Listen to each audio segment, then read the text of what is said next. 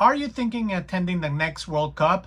Soon, you'll face the tough choice on which ticket and what categories to buy. What are the options? Which ones are worth it?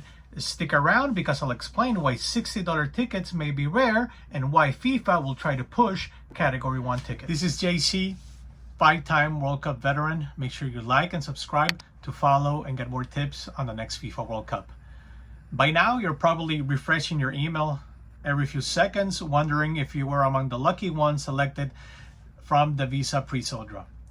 If you were, you'll get the chance of getting tickets at some point starting on October 1st. But when that chance comes, you'll need to decide which category you're going to buy. And that answer really depends on your game plan.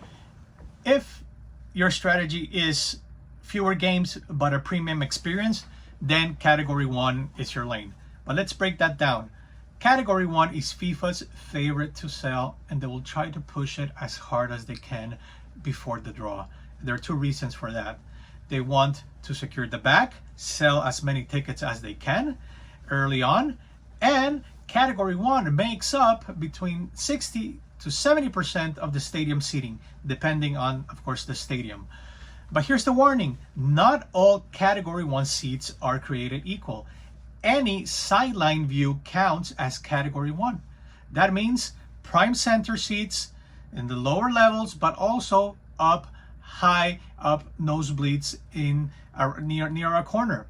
And let me give you a few examples. These are pictures of some seats from different World Cups. This is 2010 in South Africa, Argentina versus Mexico. Great seat right in the middle. Lovely. Same World Cup, Uruguay versus Ghana. Basically here in the clouds, and this was so tall I couldn't see a thing. I decided to snuck up a little closer after halftime.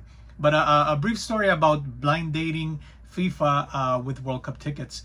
I remember this time in 2010, I had an option to buy this or another quarterfinals game without knowing, of course, who was going to play for them. The other game ended up being Argentina versus Germany, and I remember kicking myself so hard. Why did I buy the other one? Why didn't I not buy this one? I would have been watching such a legendary World Cup game like Argentina versus Germany. And little did I know that Uruguay-Ghana was probably the best game of the whole World Cup. You may remember Suarez handball, penalty kicks at the end, and Uruguay winning in dramatic fashion. So blind dating with FIFA, you never know if you'll get what you'll get, but just be open to it. Here's more pictures. Chile, Brazil, Category 1 here in the corner.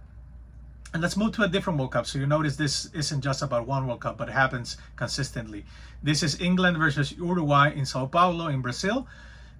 As you can see, right in the corner, I would qualify this as a Category 2. No, but not FIFA. This is Category 1, full price. Netherlands, Spain. I was basically sitting at the press box. And cool story here, I ran into Kobe Bryant. So this is the kind of magic you can expect in the World Cup. Rest in peace, GOAT. We miss you. 2014, Colombia, Uruguay. James Rodriguez wonder goal. Category 1, right in the middle. And this is 2018, Belgium, England, up and away. So remember this, you are going to pay premium on Category 1, but don't assume you're always getting the best seat.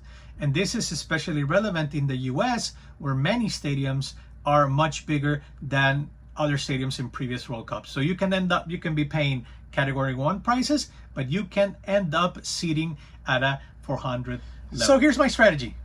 Right now, during the group stage, before the draw, I'll aim to get as lower categories as possible.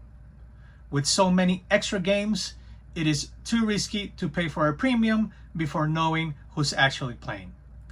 After the draw, once we know which games are actually playing, we'll also know how much those matches actually mean, and if you'll know what's worth paying or not. Now, at the knockout stage, this is for me when the real World Cup starts. This is sudden death, all or nothing. At this point, I don't care if it's nosebleeds. I'll pay full price because chances are that we are getting in this stage a blockbuster match. Now, the big question is, What's your strategy? Are you trying to get to as many games as possible? Or are you probably getting one or two unforgettable match experiences? Let me know. If you found this conversation helpful, please like and subscribe so you don't miss my future tips on the next World Cup.